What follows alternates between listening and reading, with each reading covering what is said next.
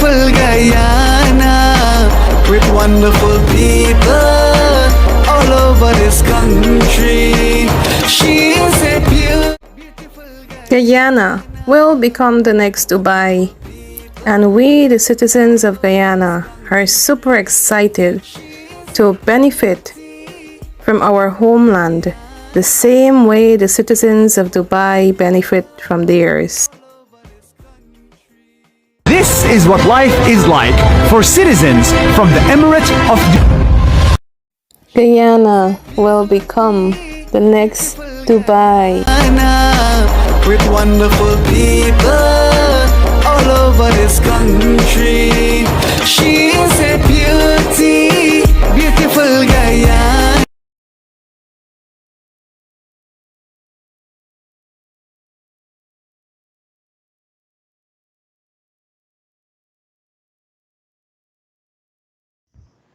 Good evening to you and welcome to this special program of Globespan 24/7. We continue this evening to discuss issues that are pertinent to the political and social atmosphere here in Guyana. Tonight we're looking at strategies for fostering social cohesion in the era of oil and gas. And with me this evening to discuss this topic are my usual guests, Dr. Baytoram Ramharack, Mr. Ravi, Dr. Terrence Blackman, and Dr. David Hinds. Welcome to the program this evening, gentlemen. Thank you very much. Okay. All right, so I'll take you in the order that you are on the screen. We're looking at strategies for fostering social cohesion in the era of oil and gas. Dr. Baytoram Ramharack, is it possible at all to have social cohesion here in Guyana? Well, good evening to your audience, Deon. Well, you know, we have been doing these shows for quite a while, and there is a reason why, you know, we try to focus on the ethnic issue. Some people may call it a racial issue. We can't get away from the fact that Guyana has been, you know, historically a divided society, but more so during the 1960s, right? So we've got institutions that were created. We've got leadership, you know, that were placed in charge of these institutions. So we've got that sort of division. And of course, we can blame the Europeans, but the Europeans have left a long time ago. So we're still a very bifurcated society.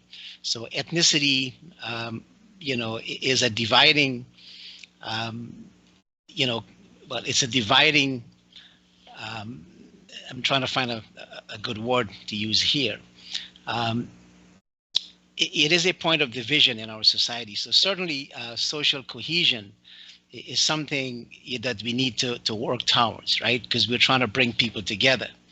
And I think 2020, that election and a few years before that, with the, you know, with the expectation that we're going to have an oil boom, supposedly to fix all of our problem, I don't think we're at that stage where we can expect that to happen.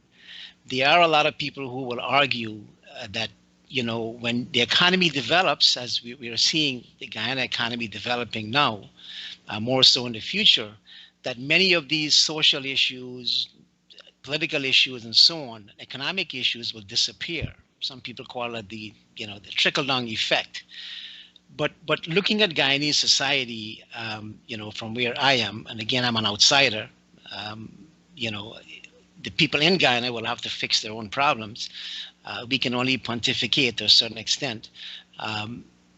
Certainly we are a divided society, and we have been trying to address that issue, you know, with these programs, because it's an issue that has to be addressed. We can't just simply say, we're all Guyanese, and you know, yes, you know, we're in our everyday interaction, you know, we're okay. We go to markets, we buy stuff, we interact with each other. But when it comes to election, we have this great division. right? 2020 and the 5 months after that obviously was a very traumatic experience for a lot of people because of the closeness of the election and all the things that went into investing into both sides, both political parties trying to come out on top. But let me just summarize this by saying we have been very consistent over the years in proposing what we think are solutions. One of them that we have been harping on is this whole notion of, national dialogue has to be something that has to be there, but a sort of affirmative action program. We've talked about ethnic impact statement.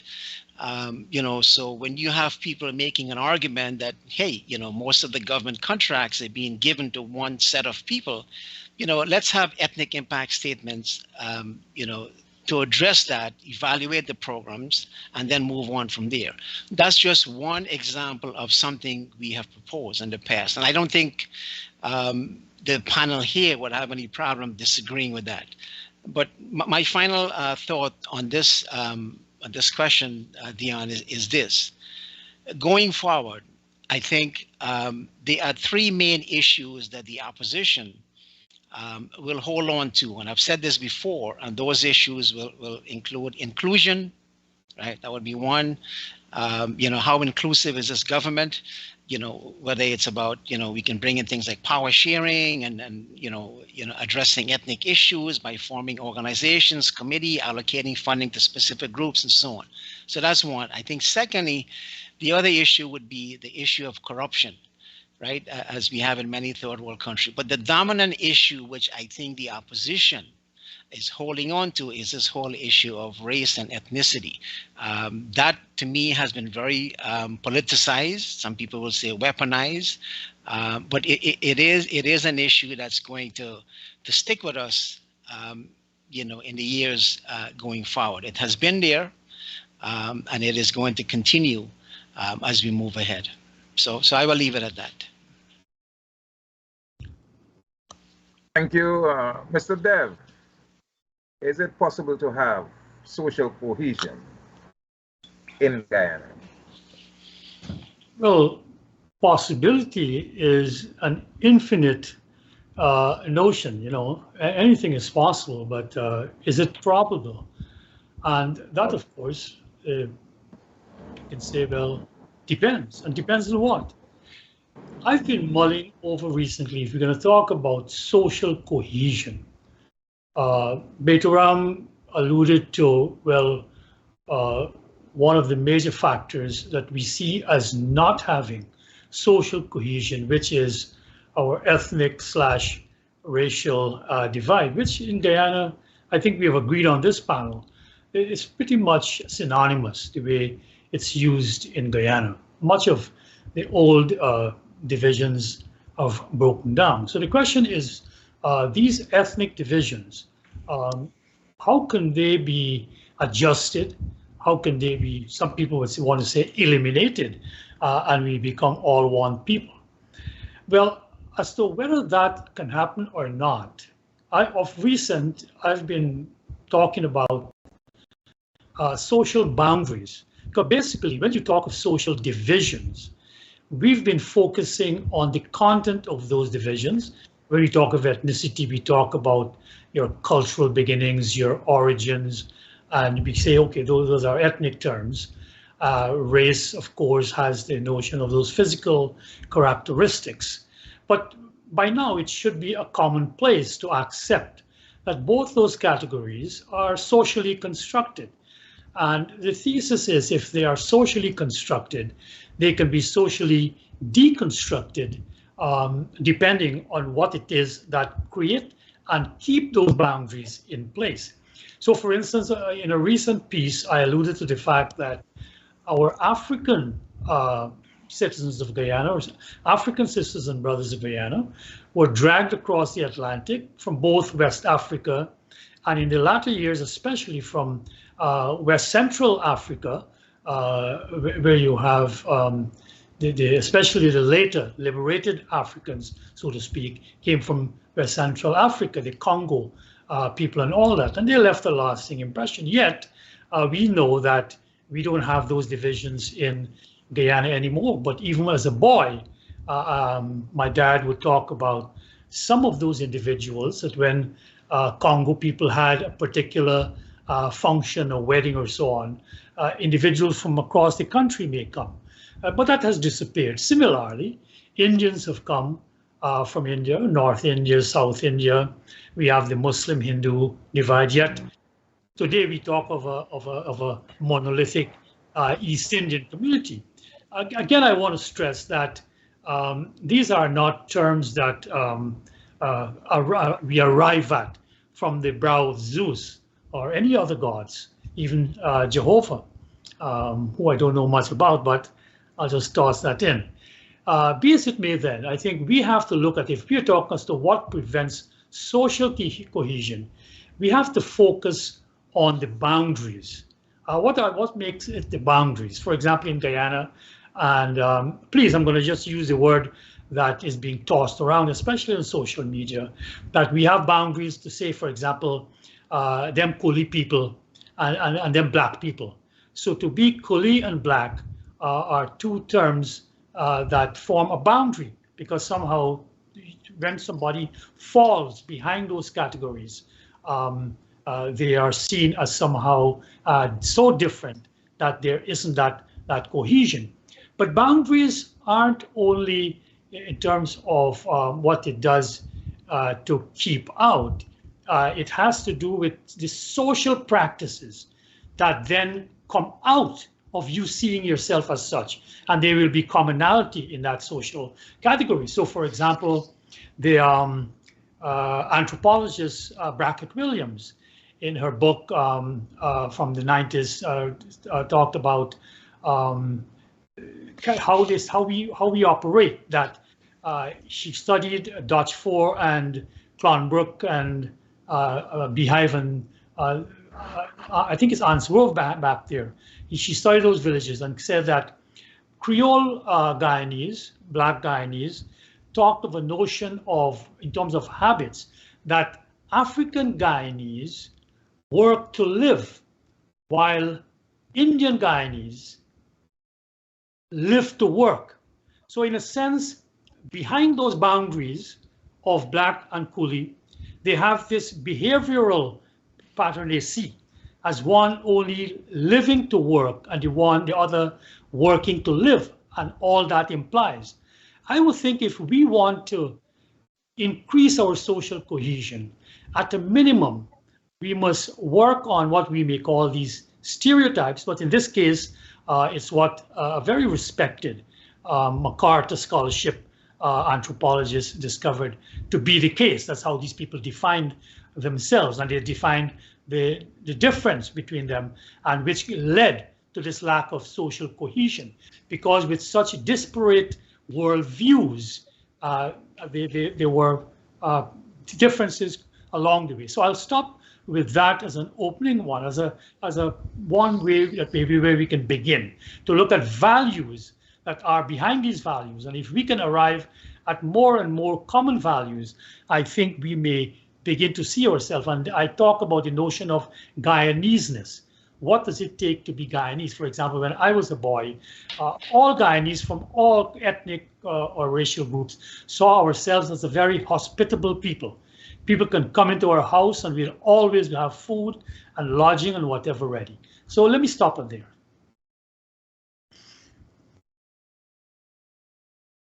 Dr. Hinds, your take on what we can. Yeah, I want to start with economists. You know, I had a very good friend. He's now dead, Clarence Ellis.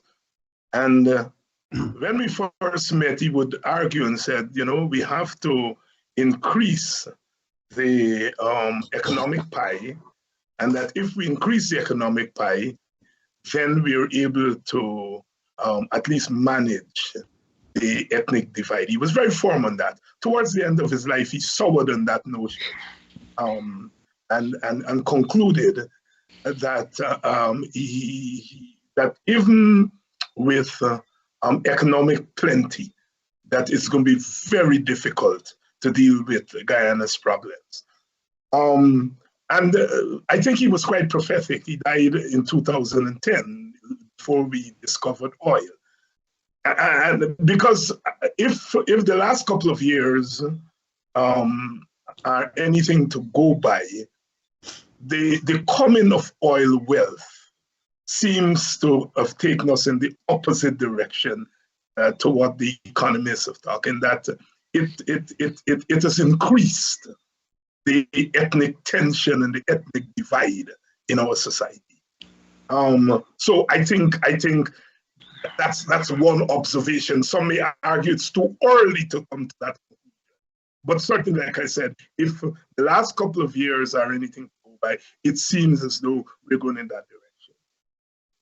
And so therefore, I pose the question: if we are trying to achieve social cohesion, we first of all have to zero in on what are the obstacles to social cohesion.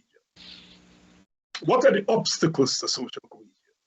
And I think we have to identify those obstacles and then try to remove those obstacles before we can get to the point of social cohesion. I think in a sense, we are jumping the gun because we are beginning to talk about social cohesion without really identifying what are the obstacles to social cohesion and whether those obstacles can be removed in the period of oil, because we are trying to do a couple of things in my exhibition. We're trying to identify and remove the obstacles and then trying to do social cohesion at the same time. It's one of the problems of post-colonial societies, recent post-colonial societies, whereas the British and to some extent the Americans, the Europeans, they were able to set what kind of political system they wanted, what kind of economic system they wanted. And they had hundreds of years to do that. Since independence, we, in this so-called third world, the last wave of ex-colonial countries, we have been tasked trying to figure out what kind of economy we're going to have, what kind of political system we're going to have, what kind of civic, and I noted Ravi used that term in his last column, and I was glad to see him use that term. What kind of civic nationality are we going to have? We're trying to do that all at the same time. And we find that 6 decades after independence, we haven't moved an inch, because we are trying to do all these things at one time within the context of ethnic suspicion and ethnic competition.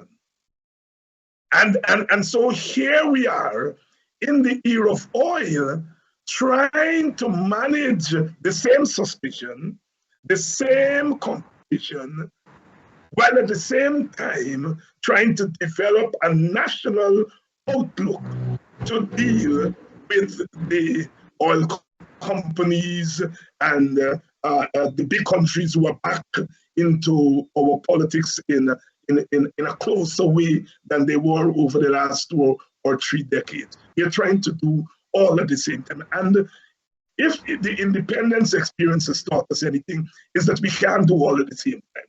So I think here, in a sense, to push the discussion back, to say, what are the obstacles? And I'm intrigued by Ravi's thing of social boundaries, because I think he's onto something. Because I think it's within an understanding of those boundaries and what happens within the boundaries and how what happens within the boundaries affect what happens between the boundaries. Do these boundaries authorize, or do these boundaries allow for an inclusion? Are these boundaries as wide as they appear to be every 5 years? Those are questions I think we have to continue to grapple with. I would think, from my days as a scholar activist, that the events leading up to the 2020 election and after the 2020 election, I think, in a sense, those events have made the boundaries less porous than they might have been before. And so for me, therefore, it's about recognizing the obstacles and whether those obstacles can be removed as we compete for economic space, political space, ultimately cultural space. Okay, Dr. Blackman, you have listened to your colleagues, Ravi, Dr. Baytoram, and Dr. Hinds. I know you've been making notes. What is your take on the question whether we can have social cohesion here in Guyana?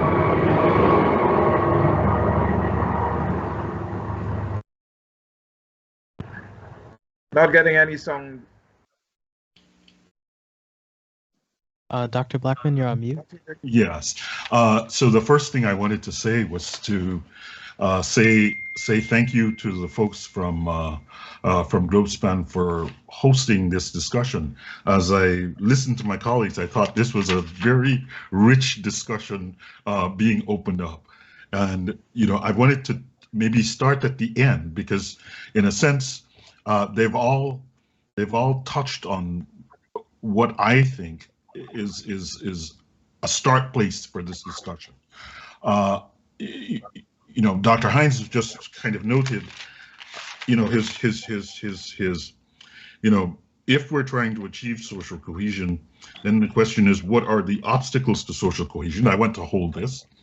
And Ravi sort of had this line about, and this is where I wanted to start, kind of the anthropologist talking about people who live to work and who work to live. And Baytoram sort of, you know, zoned in on this question of a national dialogue and affirmative action and ethnic impact statements. And so what I wanted, and he sort of said, you know, we're just pontificating here. And I want to sort of start there, because I don't think we're just pontificating. I think what we're doing is we're offering some guidance as brothers and sisters who have traveled a far distance away from home and have a perspective to see home from someplace else. And I think that's a very important perspective for the people who think about these things within the context of the homeland to take some guidance from. And then I want to go to a personal experience. As I was listening, it struck me that my first visit to a foreign country outside of Guyana was, you know, after our CXC exams, and, you know, your parents said, you know, they'll do something nice for you. And I visited Trinidad. And I think we can all agree that the degree of social cohesion between the large ethnic groups, i.e. Indo-Trinidadians and Afro-Trinidadians, is markedly different from the degree of social relationship between Indo-Guyanese and Afro-Guyanese. I think anyone who experiences just the social culture of Trinidad and the social culture of Guyana will come away from this with the immediate sense. So that's purely on an individual level and an anecdotal level. So part of what I'm thinking that we have to think about is, what are these things that in a sense constitute social cohesion? And I think we've been hitting on shared values. This is to Ravi's point. How do we, in a sense, quantify the share of, how do we move to a closer place where there's question of sharing of values? Dr. Hinds noted this, you know, really nicely. He said, you know, how do we do this in the age of oil when we're thinking, how do we manage ethnic suspicion and competition in the age of oil? And so the word I had kind of identified as talking about trust. So it's the large issue of how do you build trust? So I'm thinking shared values, trust. Now we've started to talk about the ways in which, well, we go to the market and so on. So the question of our social networks, how deep are the social networks within groups and social networks that extend across groups, so that, you know, in the initial lead up to this conversation, you know, Deon and I were having a kind of riff about the recent situation that emerged in Lethem, to add something very specific to our conversation. And the question was, my question was from a distance, there would have been a discussion. Some people would have been in a room having a discussion about the breaking down of the opposing political party's office. And it seems clear to me that obviously networks are obviously not at all integrated. If someone in that room could not have said, maybe this is not a good idea. And so I want to pose that as the third issue of these obstacles that Dr. Hinds has raised. And then the fourth issue, which goes to something that Ravi also addressed, is this question of like the sort of national project. And I kind of noted that as a kind of willingness of individuals to cooperate and work towards a common goal. So I think those are the four places, just given the discussion and in some sense that has emerged, which is how do we catalyze, or how do we even have a sense of the extent to which values are shared in Guyana? How do we measure, in some sense, this notion of trust within groups and across groups? How do we think about these social networks so that people are integrated in some way that makes it very difficult to act in ways that are not human, so that we mitigate some of the rough edges that go with our interactions? And then the last thing, I say, a willingness to kind of this national project, a willingness to work together. How do we quantify? How do we measure that aspect? So those are my four obstacles, and I want to throw the discussion back to my colleagues. Trust, social networks, willingness of individuals to work together, and shared values. Well, gentlemen, I really appreciate what you have said so far. Dr. Baytoram, you have thrown the gauntlet down to people like me who live here in Guyana. You have said that we have to solve our problems. Well, Dr. Terrence did say that we're offering solutions, even though you are offering from the perspective of people who have migrated and still have an interest in what is happening back home. Ravi, you seem to have put the discussion, and I get the sense that at all levels, the discussion points to various strata of our society and the involvement of these different strata in dealing with the problem of social cohesion. And so you mentioned the fact that, you know, you grew up in a society where people would welcome you in their homes and so on.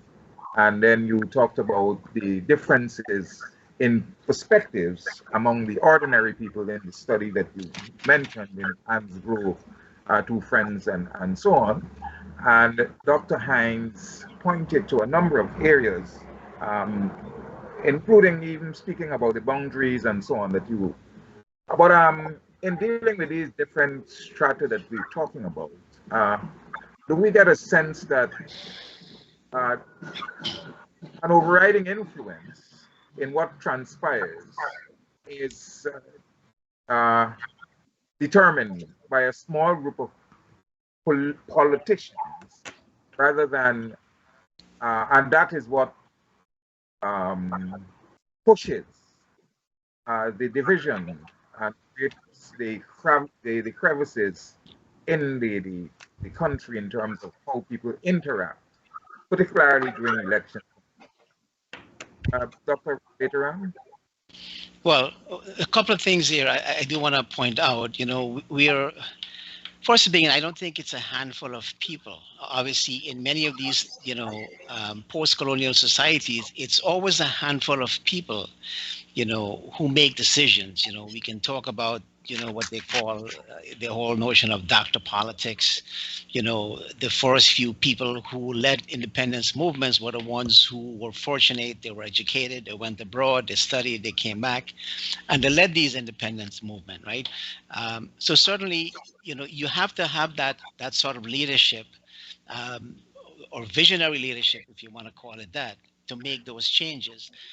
But institutions do play a role. So it's not just a handful of people. There may be a handful of people who are significantly important in organizations. When you look at the PNC, for instance, we know who are the power players, or in the PPP, or any political organization. That goes without saying.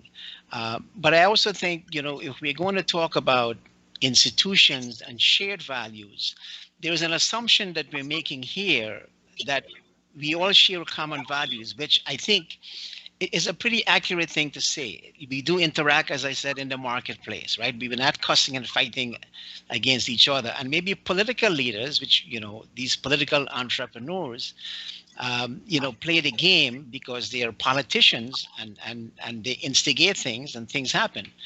But to come back to this whole notion of shared values and obstacles, we're making an assumption here today that right here that even though we have these shared values, it is possible for us as Guyanese to overcome the obstacles that we're talking about. Our history has told us that's not necessarily the case.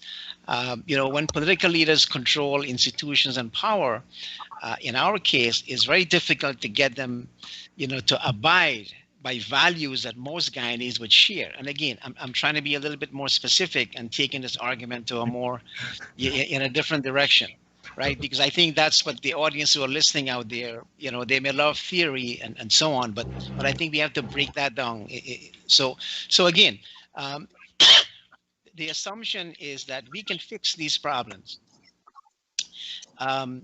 It was 1992 when it took outside intervention to play a role, right? It was intervention from outside that created the institutions and the structures we had to deal with, since 1966.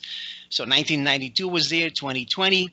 We could not, regardless of whether we had shared values, it was not strong enough for us to address, that experience and create a society which we can all say, look, our interests are all represented here. It took outside intervention, from the Caribbean, from European countries and the United States and Canada and so on, to help us navigate. So my point to this is that we may not necessarily be able to get to that nirvana, right, where we can fix this social cohesion issue without an outside intervention. And I'm saying again, for the sake of argument, I'm just throwing this in here.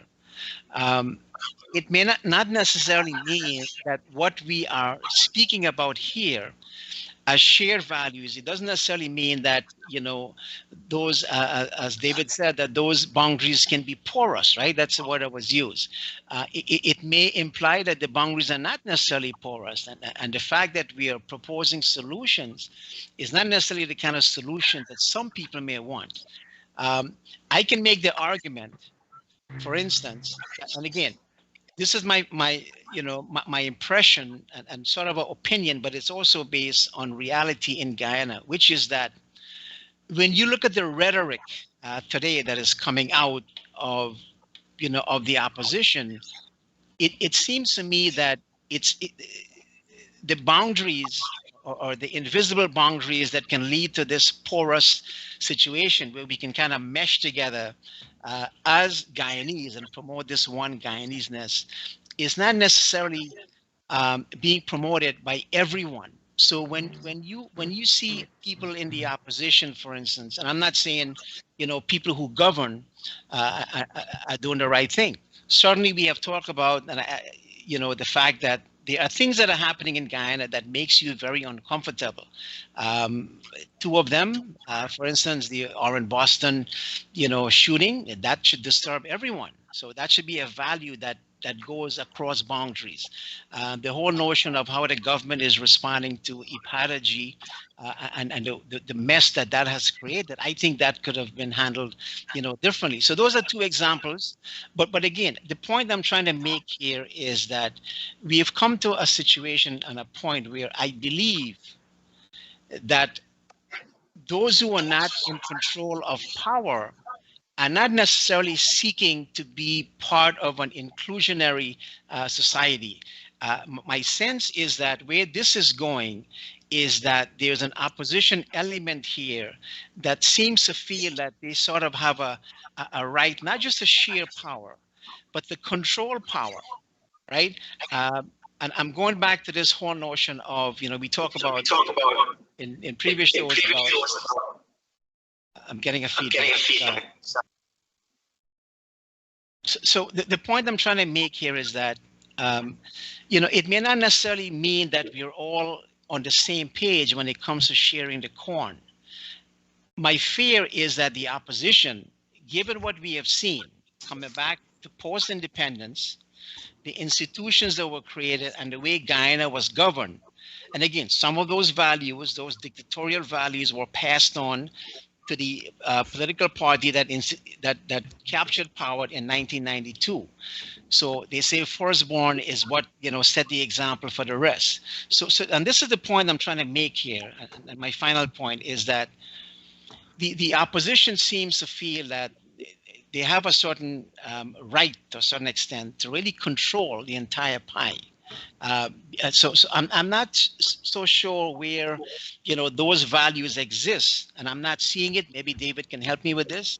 Where we're talking about those shared values that will enable us to overcome the obstacles, so that we can all live as as one Guyana and promote that Guyanese-ness. Because as I said, my fear is that I'm not seeing that from the opposition, and of course. It takes two to tango. In the absence of national dialogue, that's my sense of where this is going, given the history of Guyana since independence and following those years since independence. Mr. Dev, and the dichotomy. Yes. With the number of discussants, there's been a whole cornucopia of ideas to play with, and what I'll do is to stick to some of the basic themes.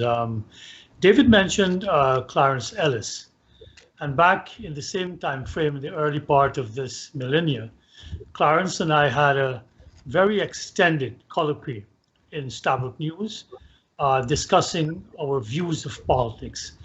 And in the end, he and I came to an agreement, and in fact, he summarized the points that we had made over several months, and he put them in a letter, and I've always valued that letter because not long after he passed away. And I've always been encouraged by the fact that the two of us, coming from different generations, and he coming from an institutional standpoint, he was in the Bank of Guyana, had a very different perspective than from where I sat, yet we could come to a particular conclusion. And what did we come to conclude? We thought is something that I talked about, which is that the village in Guyana, most Guyanese live in villages. As large as Georgetown is, it's only a quarter of our population at best. So most of us live in villages, and especially on the coastal villages, we have a history of social cohesion. They were the same boundaries, but yet there was a certain commonality that Clarence and I spoke about. Clarence was from Essequibo. I'm from Iflat, West Coast, Demerara. And we both agreed. For example, I'm from the village of Iflat. Iflat has a part called Kashmir. We were talking about it before the show comes. And after the abolition of slavery, the planters created a proprietary village in the front of our village next to the public road, which still exists to this day. But by the time the 1950s rolled around and I had to go to school, or my father before me went to school, we went to a common school called the Eiffel Church of Scotland School. And the values that we developed were values that made us see ourselves as one. You were an Eiffel man, wherever you were. So even as a young man, and you would get into scrapes when you ventured into other villages, an Eiffel man looked out for another Eiffel man. It didn't matter what your ethnicity was, which part of the village you came from. So I feel that in Guyana, Clarence and I agreed on this. If we were to, and Beto talked about institutions, and if we could get back institutions that devolve some of this power that is so centralized into this one power in Georgetown, then at that village level, it'll become easier. It will become easier for us to be able to deal in terms of the human aspects of what we are talking about. As I mentioned, I'm writing a history of my village, and I've been wandering through Kashmir, trying to understand, get in touch with some of the older folks to talk about some specifics. And I was very enthused by the reception that I received, even though decades have passed. Some people still know me and what have you.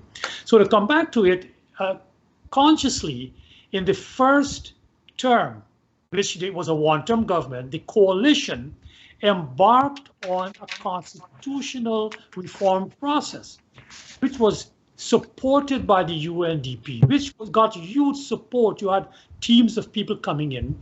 Nigel Hughes was in charge of a steering committee to take proposals. I gave evidence of that. And we agreed on this notion.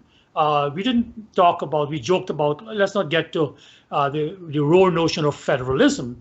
Let's talk about deep centralization to bring back governance at the village level that Burnham destroyed, and to me threw out the baby with the bath water in his regional plans to destroy that thing which we gave to the world, village governance. So, but yet that same opposition party, which then could have created these new institutions, threw it out.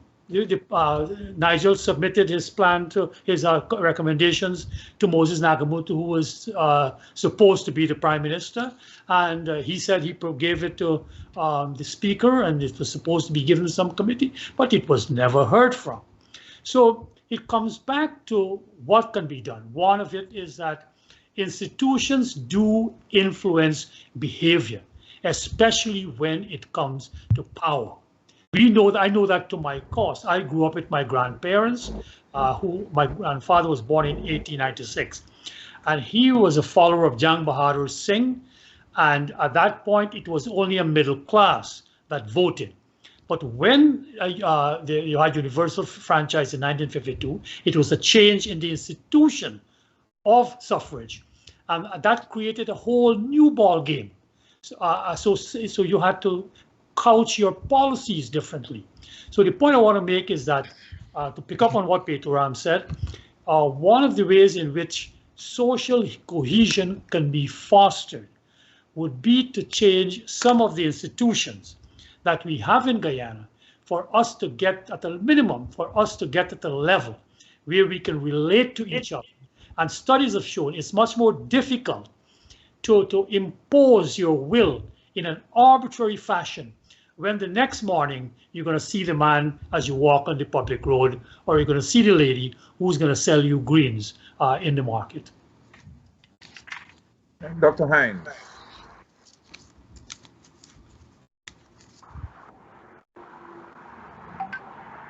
Not hearing you. Not hearing you, Doc. Yeah. I want to thank Dr. Blackman for laying out the boundaries or the obstacles that I referred to earlier. And also thank Ravi for pointing to common values at a particular time. And I think on reflection, Ravi has to agree that those days are gone. Those values that Ravi are talking about were constructed within the context of colonial rule, colonialism. Dr. Rodney, in his great book from 1884, History of the Guyanese Working People, 2005, 1881 to 2005, really showed that at a particular point in history, our major ethnic groups were able to develop a common approach to colonialism. And once colonialism went, and the central question became who governs, it means the source of common values changes. We had an ethnic civil war going into independence, the stain of which and the historical memory of which still haunts us. We may pretend that it's not there, but it's there.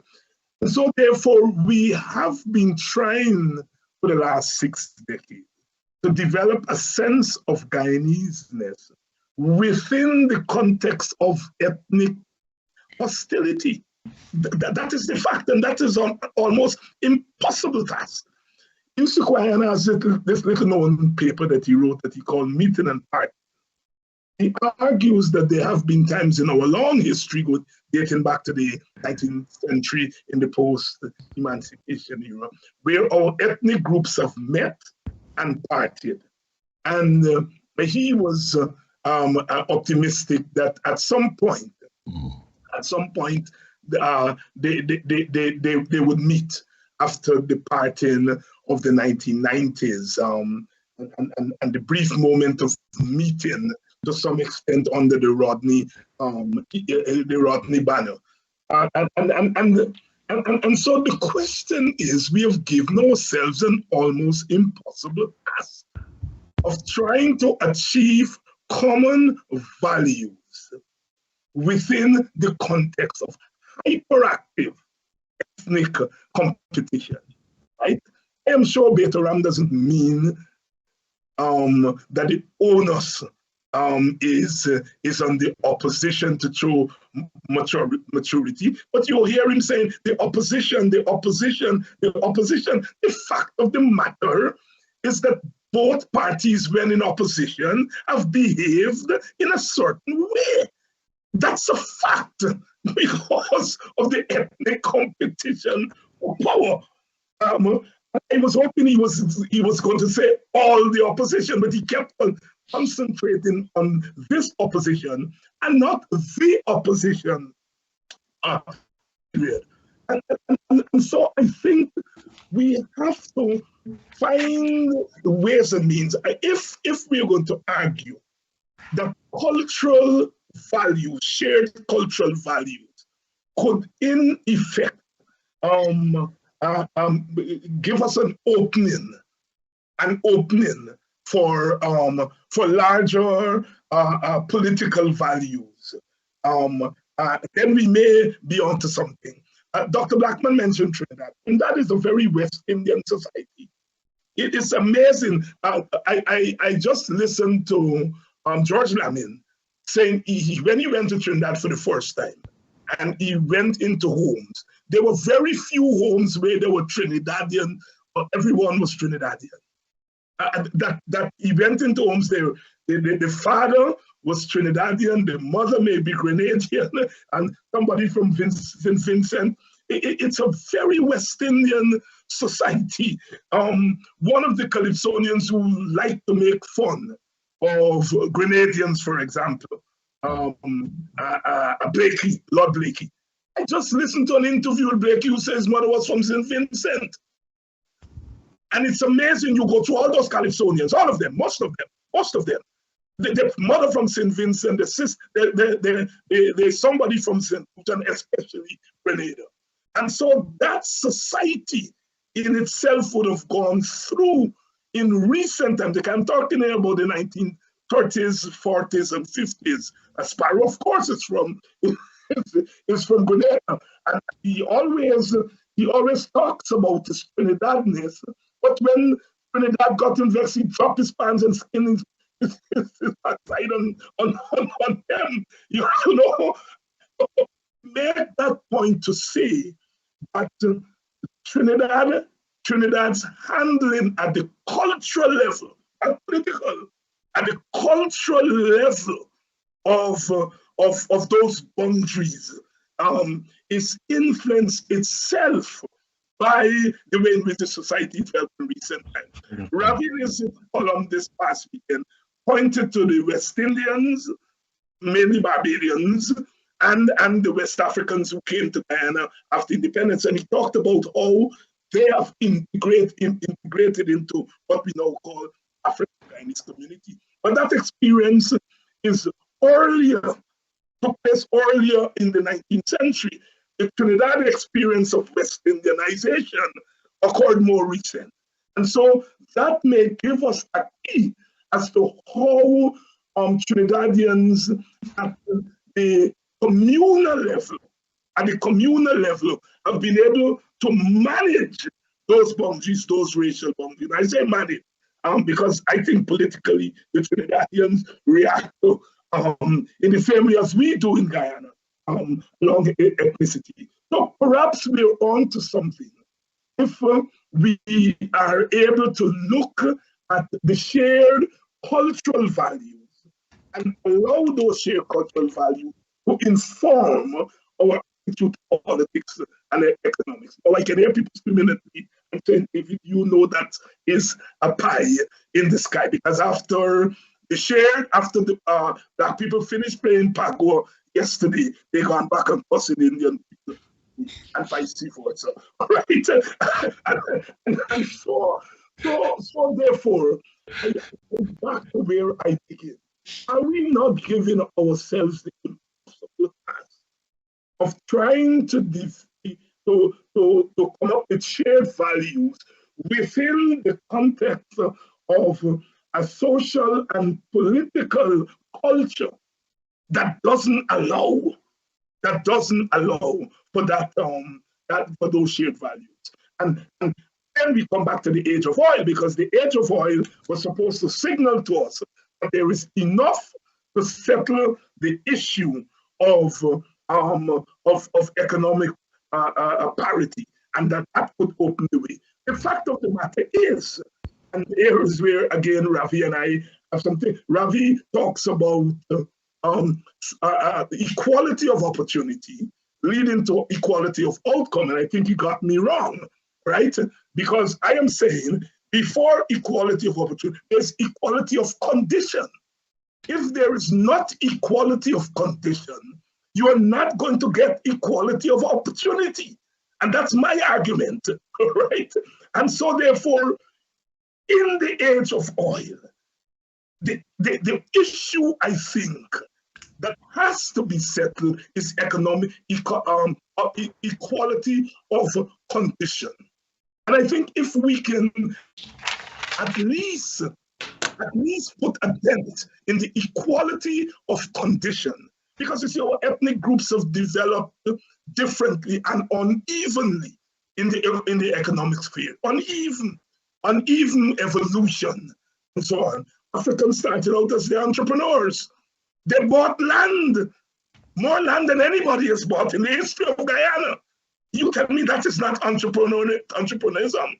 And then they turned those lands into habitable communities so that others could come and live as human beings. And of course, they were overtaken by the Chinese and the Portuguese. And then the East Indians got into the mix. The Amerindians were never in the mix at all. And so it is that uneven development, I think, has gotten us to this place. And to talk about sharing the pie only in terms of equality of opportunity, then if your condition is unequal, you're never going to get the same opportunities. See, to me, have to set aside those fundamental human barriers. You know, I just went to a few villages the other night, and even for somebody like myself, who I think I come to Guyana often, I have my ears on the ground. That even I am used as an instigator. I noticed Baytoram use the term, Ravi used the term. I am surprised the extent to which people in the village are instigating me. Right? And so I think we we misunderstand the relationship between the political leadership, the extent to which the political leadership on both sides are being influenced by expectations from those who they quote unquote lead. And of course, I mean, they themselves influence those people, and those people influence them. And so it is much more complex. Guyanese society and the undertaking that we have given ourselves here is a much more complex thing than the opposition and opposition leaders. I think both communities develop this, we don't use the term anymore, this messianic relationship with their leaders. Baytoram reacted to the doctor politics, which is very strong in the African Guyanese community, but doctor politics has laterally developed in the Indian community too, all right? And that kind of relationship is two-way. It's a relationship between the perception of the people and their leaders and the perception of the leaders and their people, and not one way. If you're trying to build social cohesion within all those concentric circles, you don't pay attention to the circles, you don't pay attention to the intragroup relations and the intergroup relations, then you are bypassing several stages. And that is the reason why the PNC failed at one people, one nation, one destiny, and while the PPP has failed before it began with one Guyana, right? Because they are mere empty slogans if they do not arise out of something that is active, something that is real, and something in which both sides, we say, we have a stake. It is not that our party has a stake in, but that we see ourselves as having a stake in these shared values. Because Blackman, so I think this is a again sort of very rich conversation, and I want to pick up where Dr. Hinds just left, because as a mathematician by training, I'm always thinking, how do I simplify the thing? What are the 5 or 6 or 7 elements that I've heard, and how can I kind of zone them down, and I can write 1, 2, 3, 4, 5, 6 and start. And I think there's a place hopefully there's a place for that kind of logic. So, Dr. Hinds has just kind of, in a sense, captured it perfectly, saying, look, one Guyana, or one people, one nation, one destiny. In a sense, it's an empty slogan because it's not arising from some internal logic of the peoples who are sitting on the ground. And so let's say I take this point, but I still think that there's a value in one Guyana, or there's a value in one people, one nation, one destiny. Maybe that could be reconfigured somehow. So it seems to me that these are things that we can still do. We can still think, as has been percolating through the conversation around, sort of encouraging some dialogue and engagement. So now we have to think about, where do we encourage the dialogue and engagement? So we want to do it within groups, in villages, as Ravi's sort of noted. I mean, is there, as we're thinking, looking forward, is there some mechanism where the village leadership for Indo-Guyanese villages and Afro-Guyanese villages have a chance to meet once or twice per year to talk about questions related to the village? So I still think that there's a question of encouraging dialogue and engagement. I think Ravi made, and that was my note that I made for myself, his business about being someone from the Ifluk Church School. And I put that under the big heading for me, as sort of saying we have to invest in a particular kind of education as a way of fostering the cohesion. And so there should be some some commission that is sitting someplace that is thinking, how do we educate Guyana for a socially cohesive future? The other issue which has come up, and Dr. Hinds has just alluded to this, is about this question of equality of condition, equality of opportunity, and all of the variations. And this, I think, again, goes to the question of values. And hopefully I'll have a chance to say something about this at the end, because I think it's very important in the context of this moment of oil that there be some shared understanding. You see, I remember well this Buxton proposal and the thought about moving some, and I still think there's a place for this, and I will hopefully have a chance to say that at the end, but the thought of sort of somehow having some direct economic aid to the citizens of Guyana. And this went nowhere because the discussion from a value standpoint said that, look, we, teach a man to fish and don't give him fishes. And, there was a whole argument about this, but it was a values-based argument. All of the research says that, universal basic income is something that works all across the world, but no one would listen to some. So even in the context of creating some kind of equality of condition, moving some aspect of the oil wealth to citizens of Guyana, if we're not going through some normal channel, as in the trickle down that that Dr. Baytoram Ramharack has referred to it, if we're not doing the trickle down, then what? And the question is, maybe if we have to do something else. And so this suggests that you have to think again about, how do you address these questions of economics and our economic livelihood and our value space are things that are intersected to each other. So you can't run away from it. The other aspects, two more that I as I listened, the Trinidad example was something that I thought of and would go to and Dr. Hinds affirmed that, in a sense, promoting sort of some cultural diversity. So, in a way, we just celebrated Pagua. One last one here has played Pagua. So, we are already far more integrated in a cultural sense than we know. In the year 2000, I had an opportunity to visit India. And again, personal anecdote, but I think it's meaningful. One of the things my hosts commented to me about, they were quite, in a way, surprised that somehow they felt my energy compatible and easy in this context. And they didn't feel me sort of somehow out of place in India. And I think, most Afro-Guyanese who visit India will find themselves completely at home in some aspects of India. And so there's much more that I think this cultural sensibility that we come to the world with, whether we just being born in Guyana and growing up in Guyana sort of imbues you with this in some very real sense. It's just that we haven't been away enough to really understand it.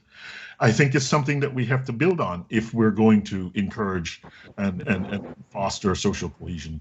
And the last thing I'll say, which is I agree with Baytoram on this one, is that I think these institutions are really important, and that's something for us to think about. How do we foster social cohesion in the courts? How do we foster social cohesion in the police department? How do we foster social cohesion in these are quite, we have to ask them in the affirmative sense.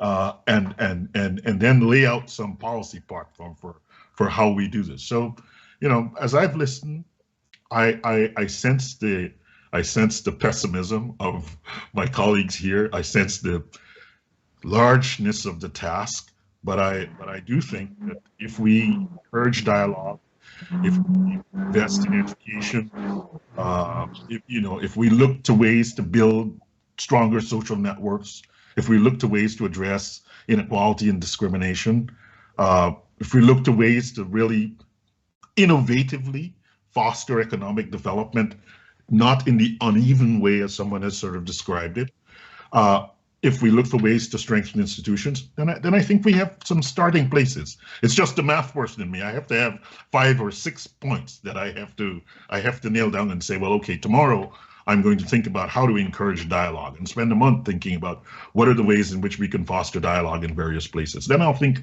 in the other ways. But, you know, maybe I'll close by saying I hope that I sense a bit of pessimism.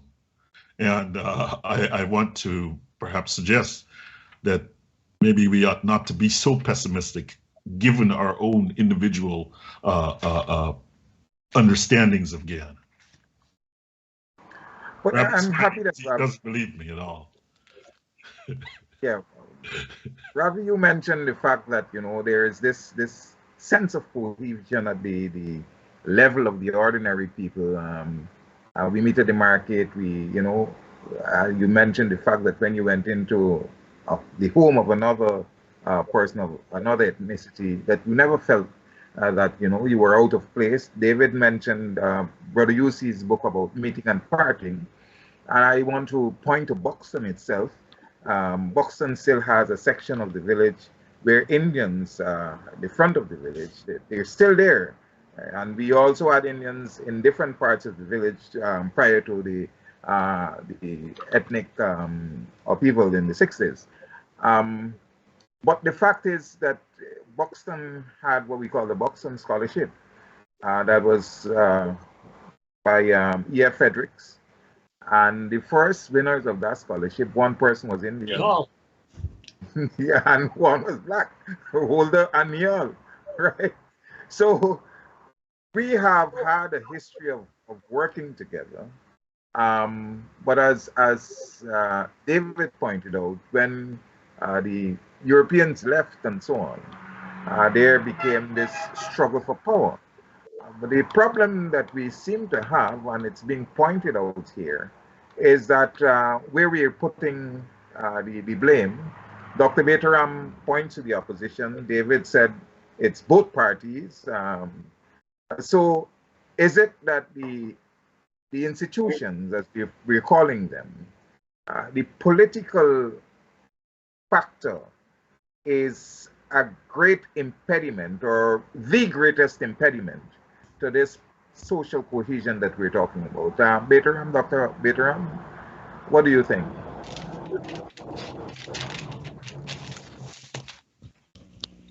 Is it the political, the political institutions are the greatest?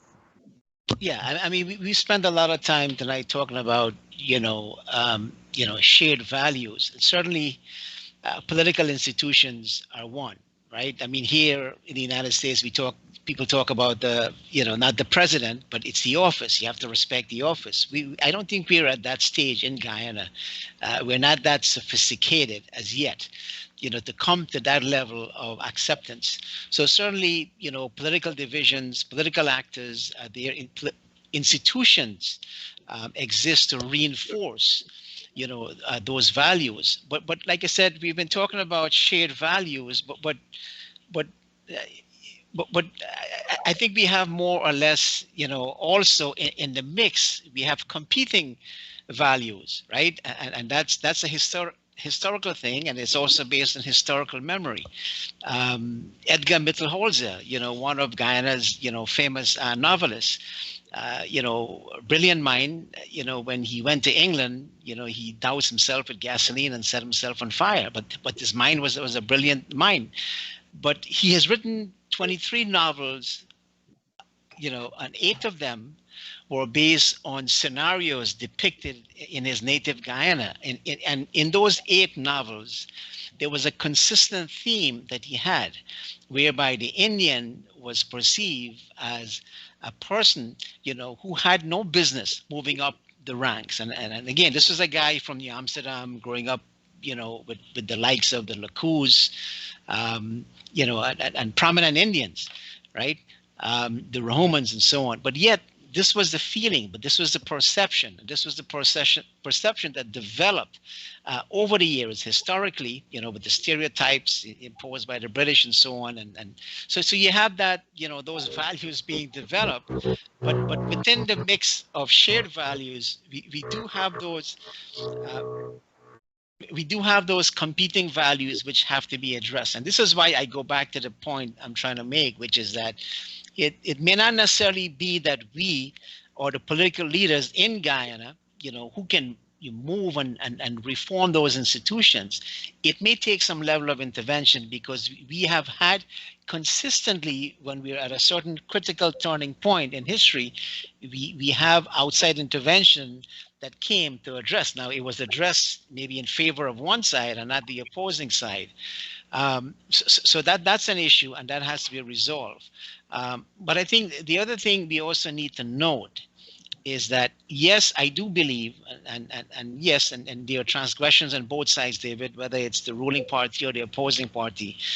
But I do believe, despite the fact that, we've had this long history of division, I do believe that we can get to a point where the economic wealth can be used to help to promote. And some of those ideas that were discussed here are very relevant, right? Forming organizations, working at the grassroots level, and so on. So those things can possibly help.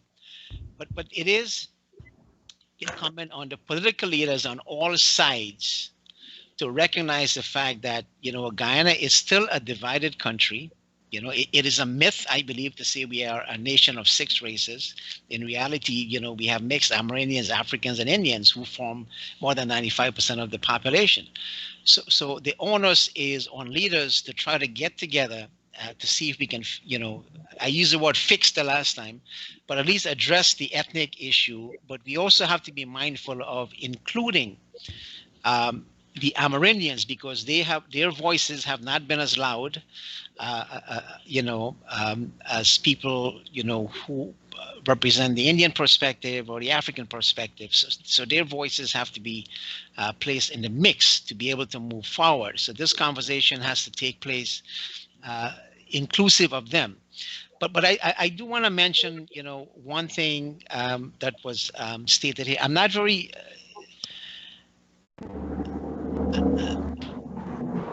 I'm not too clear about what David mentioned when he talks about equality of conditions. I know what equality of opportunity mean. So if we're talking about equality of condition, what does that really mean? Does that mean, going back to the good professor, does that mean taking the Buxton proposal and giving everybody every year $5,000, as Clive Thomas had proposed? I have no problem with that. But then my question is, what is the next scenario? You've done that, so how do we address the broader problem of trying to create individuals who can take opportunities, who can seize on the opportunities and kind of move on, so we don't have a situation where we can have people now say, look, it's only one set of the population that are benefiting from government contracts, from government largesse, and so on. How do we address those broader issues? $5,000 may help at a certain point, but that doesn't create individuals who can address those things we talk about, teaching people to not just to fish for a day, but to catch fish and set up a business, a network that can feed you through eternity. How do we get to that point? And I think that's a broader issue. And I think the other issue which we need to talk about, which we've talked about here tonight a lot, is this whole notion of culture. So when David talks about, this whole notion of a West Indian culture, I'm not sure what that means. A.J. Seymour, when they found, Kai Coverall or Kai, that was the whole goal. That was Barnum's philosophy to create, when he came up with Carrie Fester.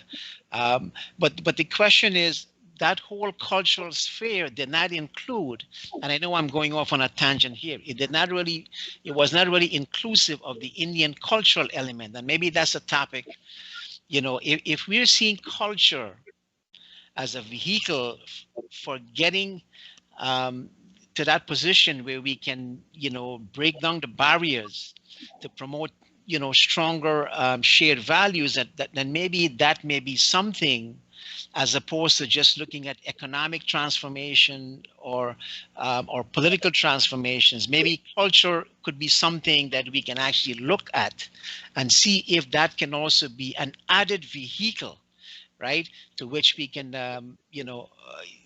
look at and try to figure a way if we can promote greater, shared values, so we can create this, this whole notion of being one Guyana or one Guyanese.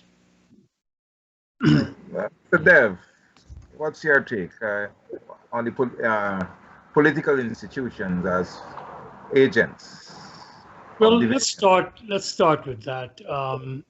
And I've beaten this idea to death without it seeming to have an impact. And I'll be a little personal here with my friend David Hinds, who's here, and he'll be able to respond, which is that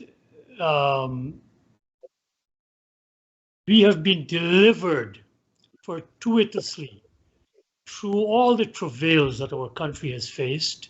And I'm not going to apportion blame or anything like that, but we have been delivered fortuitously into a political circumstance where we are a nation of minorities, meaning the ethnic imbalance that we, Beto and myself, we came up with back in 1992, which is the African ethnic security dilemma. We laid that out that early on to say, how do you expect the African Guyanese to participate with equanimity in a situation where there's this built-in advantage that the Indians have? But that is no longer there. The last census showed Indians at 39.8, I believe. And I had pointed that out after 2006. And everybody and their uncle, including David and Eric Phillips and everybody else, engaged me publicly, Lincoln Lewis and others, in the press, that no, I'm asking that Indians, that for blacks to be annihilated. Indians will never vote in numbers for the PNC to get into office. Now, whether it took a coalition to do it or not, that is political strategy. You look at what is necessary, and you then, in your own program, do what it takes to agglomerate those numbers. I am saying that right now, the PPP is making a full court press to augment their numbers through quoting the Amerindian vote, the African vote, all of this going into the various villages and doing that. But as David said, and I have written about publicly, that they have made missteps. For example, while they bent backwards at Mocha to move those individuals, as I wrote again publicly, I'm not talking anything here that I haven't said in other fora publicly, that I think they were tone deaf to use that excavator to break down those homes and to treat that woman who was there. The PNC did the same thing in 2017 at Sophia. They, however, sent in a team of 25 burly guys backed by police to break down those homes at Sophia. Of course, the people of Sophia resisted, and they had a list of 266 homes they were going to bulldoze. And the minister then said they will not put up with this stopping that kind of progress. The point I want to make is that the PPP, if they're doing and making all these missteps in the African Guyanese community, as the WPA has been saying in its public meetings, if they're doing all these things in the Amerindian community, in dealing heavy-handedly with the funds, the red funds that are sourced, or if they're whatever they're doing, then why is it that we have this assumption that those votes cannot be garnered by the opposition come the next election? I think that the opposition, especially the WPA, with Dr. Hinds here and with Deon, I'm going to put him on the spot here because we are all talking here as friends, hopefully. I think they've taken a very defeatist attitude, the same defeatist attitude that that I was opposed by between 2006 and 2011. The exact language, when I go back to the letters, the exact language that is being used, that somehow the ordinary people, and in this case, the ordinary Indian, is somehow so backward, as one PNC member said. They're so backward in their thinking that they can't look at the larger picture. I think they can. As I said, I go every single day. I spend a number of hours going at the grassroots. I was in Ruby back down. I don't know if I mentioned this the last time. Working, this is where there's people every mile apart, but they're farmers. And they're trying to move to the next level of doing a value-added farming, moving out of rice and going into these newer crops that bring in much more money. And then we can work with these people, which I do, as to how do you now begin to operate more professionally. What I'm saying, those people understand that they're not getting all of that from those who are supposed to take care of them. So there are possibilities. And I believe the WPA has always represented, since the formation in 74, the party of ideas in the Afro-Guyanese community. And I think right now they're doing a disservice to the legacy of that party and to the Afro-Guyanese community in general. Because I have listened to David and to Deon and to Takuma and the others speak at these meetings. I take time, it's a lot of time, trust me, because like me, you guys like to talk. Be as it may, I want to end with this, which is that the narrative that the WPA has picked up, I think that is one that is very destructive in the present circumstances of Guyana, and I use that word very deliberately. Cultural narratives can make certain action and certain possibilities more plausible, and therefore more probable, coming back to the word that I picked up on earlier when Deon asked me to speak, and make them more probable than others in the direct collective understandings of people. So therefore, these narratives can be exacerbators of conflict or inhibitors of conflict or lack of social cohesion. Therefore, when these narratives are totally and exclusively and mutually incompatible, then it is hard for us, for opponents, to alter their relationship. And on that, I'll note that David, right at Denamstel, rather than use the word opponents that we have in Guyana, political opponents use the word enemies. I have written about this for decades. We cannot see ourselves as enemies and ever seem to form one Guyanese. It's not the language that we can use. The only thing, therefore, the more that exclusivity are expressed is harder. I'll repeat that. So the more inclusive our narratives are, it's most likely that the parties can deal successfully with the differences and the people can accept each other across this divide. And that is where I come back to the need politically. We don't need a new institution now. Where we have arrived at is called by one of the earliest proponents of power sharing, Donald Horowitz. He calls this is now centripetal democracy, where if you are rational, you would speak to the other because you need their votes. But when I listen to David and you, Deon, and to my friend Takuma, you know, when we are talking about appealing to kith and kin in the armed forces to not do what they are ordered to do their own thing.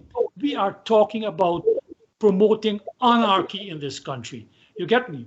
We cannot do this. So I want to say it is only through the development of inclusive narratives, rituals, and other cultural expressions in contexts where it usually is exclusive. That is when we can build some social cohesion. I will close with a perfect example. I have always talked, because of the boy, I remember Wisma. And Wisma has resounded in the Afro-Guyanese community and the Indo-Guyanese community, because with the ethnic cleansing of 3,000 Indians, all of them, right? Even our EPA leader, Vincent Adams, had to talk about his mother being Indian. She had to be hidden away. So far we've reached. So you had that. I would talk, for example, a mutually inclusive narrative. I have talked about, rather than the PNC only commemorating Son Chapman, why don't we have one monument to those that died on both sides of the divide? That would be an example. And I've put this out for years now with no one picking me up. So come July, we will have Sharma Solomon come back again. We're talking about that monument that was put up to Son Chapman, and not a word about the other side, as to what happened on the other side. So I am saying, my friends, we are here together, and there'll be another meeting at Buxton tomorrow night. And I'm going to be listening, right? If you invite me, maybe I can come down. But there is another meeting, and I would like to see what is going to be the narrative. Is it only the narrative of us against them in this vitriolic kind of language, where we talk about those, like David talks about those terrible killings that happened in West Berbice? Well, when the police shot on East Coast, they shot that boy at Golden Grove. Did they shoot also Devon Hemorrhage at Bar Settlement there? Weren't other people killed also? When they shot that boy 2 weeks before, they shot a person at Meadowbrook, an Indian man, in the exact circumstances. That file has not even been sent to the DPP. We have never heard, right, what happened to that killing. The police pursued him, said he had an object in his hand, shot him to death. He was found the next day. No gun was ever proven. But at least with Bacchus, there has been charges made. Wherever they will go, that's another story. But in this Indian boy who was killed 30 years old in Meadowbank, never even a DPP inquiry into it. Is he not human? As Shakespeare said, does he not bleed? Why don't we not mention that? Let us talk. And the question is that if there's police brutality, if there's police overreach, if there is police authoritarian behavior, which is endemic from us since 1839, that the force was formed to keep down African Guyanese and then switch to keeping down Indo-Guyanese. Why must we only talk about the police killing black boys when they've also killed Indian boys? Why don't we talk about an inclusiveness? That is when we can get somewhere. I thank you and for this opportunity. I hope the message is taken in good stead, because we are having a face-to-face discussion. I don't like to talk about these things behind anyone's back. Thank you. Yes, Ravi, your message is taken in good faith, but the circumstances of the killings of the Meadowbank and the I don't think they're the same. We can talk Check about it out. I'll challenge you now, Deon. Do not make categorical statements which are best tentative. You do this consistently. Don't do that. You go back and check that, and you tell me today if even a file has been set with the DPP, and if it came back, the file came back that the police inquiry was totally unreasonable, and nothing has been done. Not a word has been said, and it has been buried now. So that I individual, am talking about scheming to kill. Shitram Singh or what his name was, has Evidence never been points given to the fact justice. that Does his police parents don't need have justice? been Does he not creating plead also? scenario. That is what I'm saying. If the WPA goes along with this narrative, of course it is a self-fulfilling promise thing that the Indians will not cross the divide and vote for it because you are a political party. You're seeking votes. And that is not the way I'm advising you. That's not the way to go about it. Look at it. If you break down, I talk about the people at Success who were flooded out by Gaisuko. And a woman there has been paralyzed. A tree fell on her and she was paralyzed. She's still paralyzed because the PPP shoved them out of those lands. And that is never mentioned. All I hear about is Mocha. Of course, Mocha is egregious, but they at least were offered some movement. The PNC even offered those people in Sophia a replacement, but those people at Success were never offered anything, and that woman is, but the WPA never mentions it. And I'll call the WPA name because I think that we have this level of communication with each other. David, in making your point, you should also tie up because we passed the 10 o'clock hour that we should. Yeah. Ravi, I mentioned Success in all three of the meetings I spoke to, and I mentioned Success last time. You missed that part. You probably went to get coffee or a little break. But I did mention Success on all three occasions. And you mentioned that Indians were involved? Yes. I mentioned Success. And I mentioned Devon from being shot also. No, I didn't mention names. I mentioned Success as part of the demolition record of the government that you support. Ravi, unless you think... You write only that snide remark about the government that I support. No, Ravi. Adults here. I am not a member of the PPP. I have never been a member of the PPP. I stood on a PNC platform at the square of the revolution and destroyed my political career because that was a time when I disagreed with the PPP using the armed forces in a manner that I thought was befitting. And from you to tell me here the party that I support, I think it's rather snide. And I will rethink my participating in these kinds of things. I have eternal respect for you because of your bravery during those periods. But it is clear where your political support is. To you? No. And well, yes. But you also commented on where I stand politically. I didn't say you were the PNC. I said you're WPA. All right. I said you're WPA. Ravi. Unless you think people like myself are irrational, and you think we push our hand in a black bucket and pull out this narrative that you're talking about,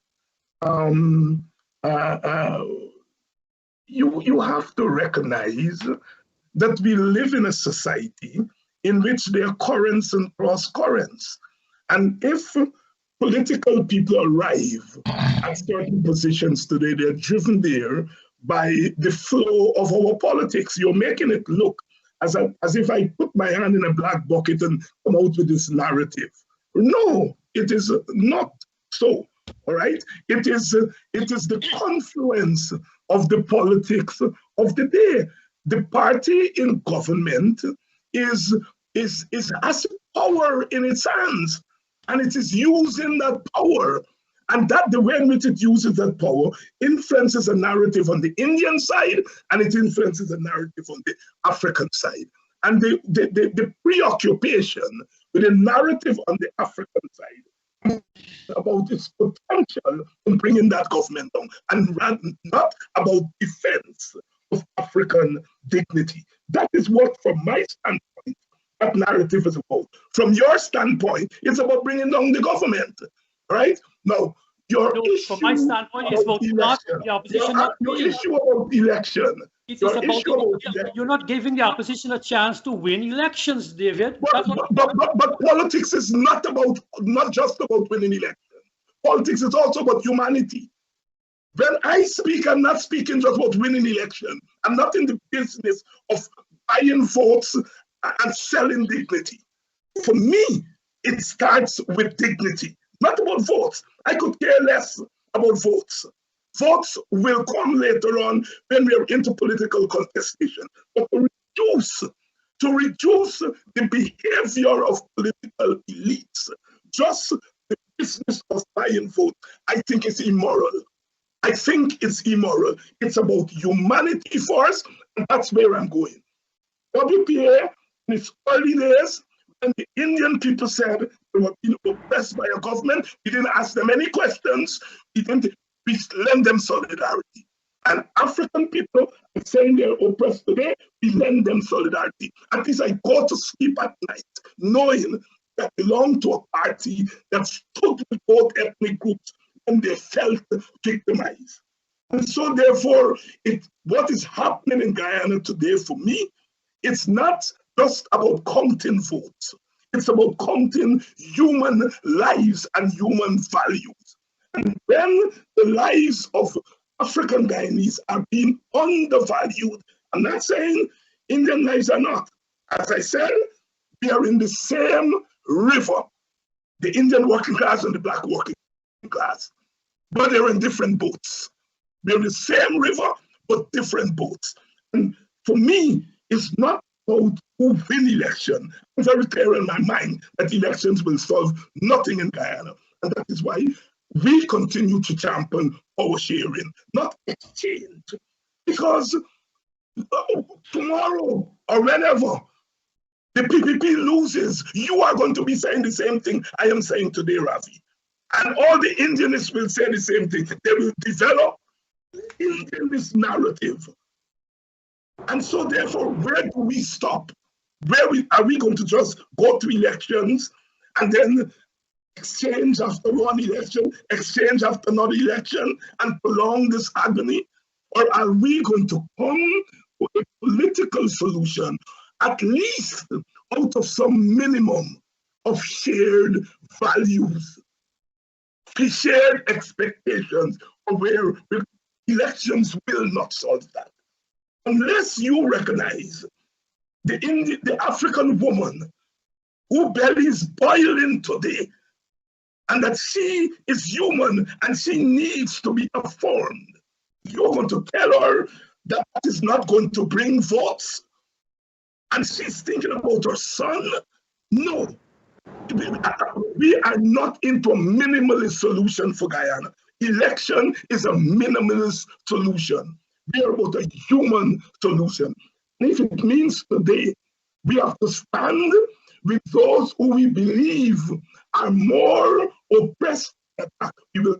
Tomorrow, some other group is oppressed and attacked, we will stand with them. When Indians were being attacked out of Buxton, you remember, Yusuf Guyana and Daye and Davidite said not in our name.